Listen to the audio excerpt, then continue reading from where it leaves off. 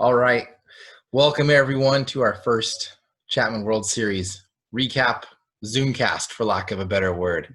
We're here on Zoom. Stephen Olveda here with Mack Cheli, taking back to our first game of the World Series against Washington and Jefferson. That was May 31st, which is what today is. So first, Mac, we want to talk to you about just how you're doing. How's quarantine? How was finishing up school your junior year, and you've been able to play any baseball?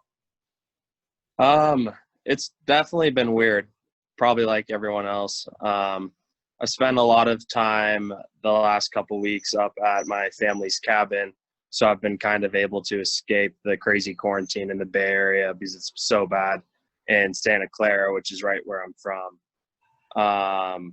But it's been nice to get up here.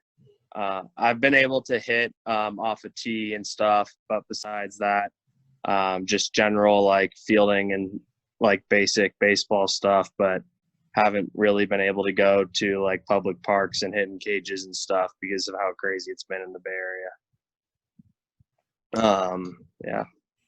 And how was finishing up school? You got through all classes all right, and we're ready to go into the next year? Yeah, excited for senior year. Yeah, it was definitely different, especially I had some of my favorite professors this semester, and it was weird seeing them through a Zoom camera instead of in person, especially because they try to do a lot of like hands-on activities and stuff, or like in-person examples, which I found fascinating, and it was just different over Zoom, but it worked out well. It was definitely an adjustment, but it was good. I made it through. Nice. Good to hear. All good grades, I'm sure, and top of the class, and we'll expect to see that next year. Oh, yeah. Right? I know the last couple of years, I think, at least last year for sure, that you played back east in a summer ball league. Are you playing summer ball this year? And if so, where? I know some have been canceled, but some are still going on from what I've seen. Yeah, a decent amount have been canceled. The last 2 summers I did play in Massachusetts for the Worcester Bravehearts. This summer I actually have an internship lined up, and I'm going to be starting that in a couple weeks. So I'll just be working out with like teammates and stuff and up here. But so I won't be playing summer ball this summer. That's awesome. Internship's still a pretty great way to spend your summer, right? You got to start the career somewhere. Yes, exactly. I'm going to focus on you there. All right, so let's go into baseball from last year. So, May 31st, the first game, but you guys arrived a couple days earlier. Take us through the lead up of, getting on the plane in Orange County. We played the first 2 rounds at our place, so it was really the first time you guys had to travel anywhere. Getting on the plane from Orange County to your first impression of Cedar Rapids, and maybe a quick fire of some of the activities you guys did leading up to the first game. It was, of course, a little bit of nerves, but I think generally the whole team, including myself, was just super excited to be there. Because it seemed like our trend last year was all walk-off wins and like hanging on the edge of our seats. It kind of just, it was always super high energy, super like just the energy of the whole thing was just super intense and a lot of fun. And that made it, I think, for the first game, like we were just ready to go, super excited because we've been in all these stressful situations to start with, that I think we were ready to go and we were just happy to be there. We had a really good team and we all just wanted to be there. Arriving at the ballpark for the first game there, did you guys feel like, hey, like we could do this? We could be the last team standing on this field. Did that thought cross your mind going through it? No, yes, for sure. Just like how everything happened, we felt super confident in just our team's ability and like our coaching staff. We kind of had all the pieces and things kind of just kept falling into place. So when we got there, we really thought we had a chance to take this home. So let's go into the game now. If you can remember, I don't know how much of the details you can remember, but so the first inning goes by. I'm sure, adrenaline's high for everybody because it's the first game of the whole tournament, if I remember correctly. You guys are the first ones to take the field. So the first inning goes by, no runs scored. I'm sure everybody's kind of hanging on edge now. Second inning comes up. Johnny puts another 0 on the board for you guys. Hank comes up for the first time and he singles, and something that we saw a lot of throughout that week. How good and locked in was he during that World Series? It was unbelievable to watch. It almost seemed like he was a robot or a major leaguer playing in D3 baseball. Because every time he got up, he got a hit, he got walked, he got hit. He just did something beneficial each time. And that was just super reassuring for the whole team going throughout the whole weekend, because you essentially had a man in your lineup who couldn't get out. So, and it started in that first game. And I think that was big for him to get that first hit out of the way. It was big for us to get guys on base. So it was a very impressive thing to watch Hank do what he did for that week. Obviously, that's a pretty good spot in the lineup for you then, because he's right there in front of you, right? You know he's going to be on the pond for you to drive in. Exactly. You got to get those RBIs. So you guys put on a hit and run with Joe, and the third baseman throws it away. Hank gets all the way to third. Joe's on first. You come to the plate. Yep. Yeah, I come to the plate. Oh, you're playing. Yeah, so NCAA.com still has the games up to rewatch. So anybody out there watching, you guys can still go watch a full game on NCAA.com, put on your TV or whatever you want to do. So you come up to the plate, you got runners on the corners. Tell us what's going through your mind, because you're going to – well, let's watch it real quick, all right? You're going to jump on this first pitch. Here you see 0-0. So second and third, none out for Chapman, who has their first rally of the game here in the second. And here's the designated killer. Sorry, Joe went to second on the air. Yeah. Laces it off the glove of Marseco into center to score a run. Panthers lead it 1-0. Cheli didn't waste any time. Now they've been so first pitch you see there. fastball hunting, first pitch. He just said it, and you guys seemed like you were on that fastball a little bit from Marseco there. So what were you looking for the fastball, or what was going through your mind that you were ready to jump on that first pitch, first game in Cedar Rapids, all the nerves, and you're just like, I'm going to see this and lace it right back at his head? Yeah, it was just I didn't want to miss my pitch, and I was lucky enough to get it on the first pitch, and I just didn't want to waste a good opportunity, especially with them in scoring position. And I don't know, reaction took over, hacked at it, and it worked out well. How big was that run to be the first ones on the board? It wasn't something that you guys did very often. I think more often than not, the other team scored first throughout the year. So to get you guys on the board, but to really get some of those nerves out, probably for everybody to see your name with the first one with the one next to it. Yeah, I think that any other team, I think it would have even been a bigger deal for, because like you said, if the other team scored first, we ended up winning, I don't know, over 90% of the games, or 95, whatever it was. But you're 100% right. Like, scoring the first run of the World Series and being the first team to kind of was like, we're meant to be here. Like, we deserve to be here, and no one's going to beat us. And now for you in particular, I think, you got to be jacked up in that moment, because all the other players have had a chance to get out and maybe work some things out. They've been able to at least touch a ball some way or other. But as the DH, you're kind of sitting on the bench there waiting for your turn. And so this is really your first chance to really get in the game. So how jacked up were you after seeing that ball go right back up the middle? I was super excited. I mean, that's my job. All I have to do is hit. So I'm glad I did my part. But yeah, I was super, super excited, super happy.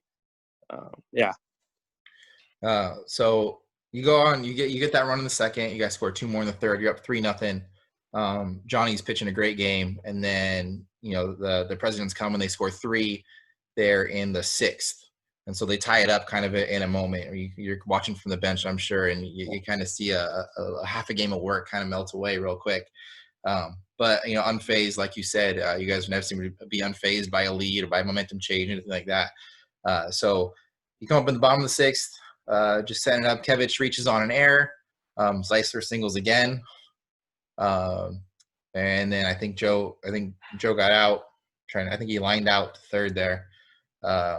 you get up to the plate. This time it's a little bit of a longer at bat. You got a 3-1 count, and then you take a swing that if you made contact, that ball might be with the SpaceX that launched yesterday, right? Yes, I remember that. You take a big old cut at a letter high fastball, but you miss it, and they catch Higgs stealing out at second base. Yeah. So you got 2 outs. 3-2. You fight off a couple, and then so you fight off a couple, and then what are you looking for here with 3-2? Runner on third. I was just battling at that point, and I think I was doing it for a couple pitches. I knew how important the run was and how big of a momentum change it would have been if we scored that run. So I was just trying to do what I did my first AB, was just look for a good pitch to hit. But of course, I had to widen my strike zone to make sure that I wasn't going to let strike 3 go by. And I believe it was a curveball. And he'd thrown it a couple other times. So I just stayed back and got it through the hole, and it worked out. Take a look at it here. Got that one up too. Don't worry. Can you see it? Nice. Yep, I can see it. All right, so again, a 3-2. I think it's like the 8th pitch of the at-bat, something like that for Mack here. Yeah, curveball. He just left it up and just took my normal swing, and that was it. But yeah, I just wanted to make sure to battle and try to get another good pitch, and he left it up, and I did what most DHs should do, so which is hit the ball. Just put it right through the 5-6 hole there. And how big was that one? Again, you guys, like you said, never unfazed by a lead or by a deficit, by anything happening like that. For you to come through in the bottom of the inning, you guys just gave up the lead, but you come back and you take it right back, and you end up scoring 2 more, and you win the game 6-3, like the game. Yeah, and that was another thing, like for a trend for us during the season, was that Nick Garcia and Cody Turner were so good in the back half of our pen, was that if we could just get a lead in the 7th or by the 7th, we knew that no team was going to mess with them, or like we almost felt kind of untouchable with leading at the end of a game because they were so superb all year long. And I think that was probably the biggest thing. Was it was the 6th inning. We're getting to the point where I think we brought in Nick and either the next inning or the inning after, and he shut it down. Johnny did a great job. He just that one pitch, missed pitch, but that was the thing. Was if we could we knew that if we got runners on and we could get a lead for our closer and like our setup man, that this game would have been over and we were going to win. So it was huge. It was a huge run. I'm happy I could have been a part of it. Took the next question right out of my mouth, is getting getting to the back half of the bullpen with the lead there, because once that happened, that was pretty much it for, as the rest of the nation found out. You guys, take that first game, you lose the next one, but you rebound, like you said, never fazed by the deficit, and you come back to win the whole thing. So obviously some big hits here for you to open up the whole week. That kind of helped set a tone for what you guys were going to do later in that week. But when we'll look back at the whole experience now, we're a year later, we're a year out. What images or feelings kind of stick out in your mind from that whole experience? Is it a moment earlier in the week, those 2 hits, where you really helped set that tone, or is it chasing Mason around the diamond for, I don't know, 5 minutes or whatever you guys did? I mean, all of it was super memorable. I'm super lucky and happy to have been a part of it. It's honestly a feeling like only people who win College World Series feel is being the best. And that feeling was amazing, and it's unforgettable. And it was just a super memorable and great experience for the seniors, because we had such a great senior class. and I was super close with – I mean, you're super close with your team, but I was just extremely close with our seniors.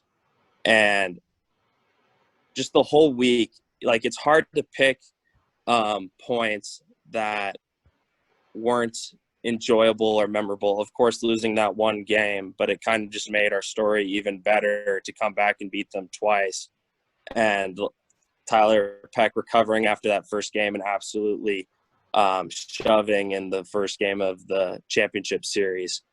So I don't know if I can pinpoint, like, say the beginning of the week was better, because at that point it wasn't like individually like how I did or how anyone did. It was just that just keep winning and keep moving on and try to get to that ultimate goal. And then when we got there, it just made everything like so sweet and so great.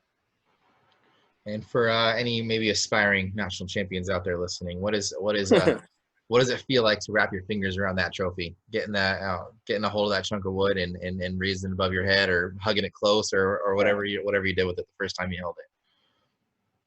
I don't know. It's just an amazing feeling. Like, it's pure happipiness. Like, all those guys are gonna be like brothers to me for the rest of my life. It honestly makes, like, because you, like, your teammates become like your family, and then when you do something like that, it's like it's cemented in history, and that group is going to stay like special in each other's eyes because of what we accomplished. And the fact that, like, I got to share it with them and all those great people makes the feeling 10 times better. Well, that pretty much does it for all the questions I got. I want to thank you for joining us from your Thanks for cabin. having me. It looks like you're out there in the altitude, the mountains of Northern California, sequestering to with the best of them. Yeah.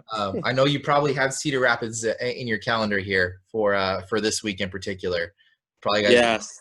Talking to Lav, I know he thinks you guys have what it takes to get back out there. Do you feel like this group kind of had that same X factor, that unspoken thing that was going to ride you through a couple weeks of postseason and into another run at Cedar Rapids?